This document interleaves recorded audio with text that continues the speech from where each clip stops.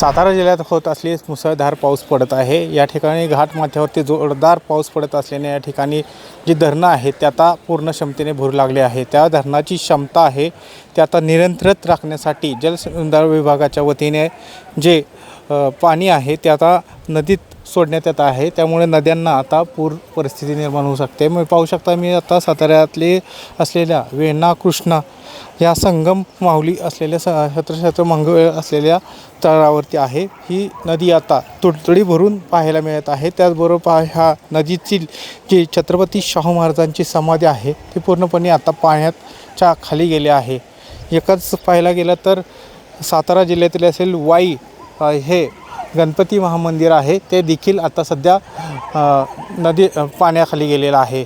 अशा साताऱ्यातील होत असलेल्या मुसळधार पावसामुळे साताऱ्यातील जी परिस्थिती आहे आता बिकट होऊ लागली आहे। ज्या घाटमाथ्यामध्ये होत असलेल्या पावसामुळे ठिकठिकाणी दरडी कोसळू लागले आहेत। अशा घटना वारंवार होत असल्याने सतर्क प्रशासनाच्या वतीनेच नागरिकांना सतर्कता इशारा देत आहे। असे टॉप न्यूज मराठी करता साताऱ्याहून। आता जोकासू एसटीपी या अत्याधुनिक जॅपनीज तंत्रज्ञानाने सुसज्ज quick installation, energy efficient, noiseless blowers, low maintenance या आणि अशा वैशिष्ट्यांनी परिपूर्ण जोकासू एसटीपी तंत्रज्ञान प्रकल्प उभारणीपासून ते विक्री पश्चात समाधानकारक सेवा देणारी भारताबरोबरच परदेशात देखील प्रकल्पांची यशस्वी उभारणी करणारी company Deccan water treatment private limited.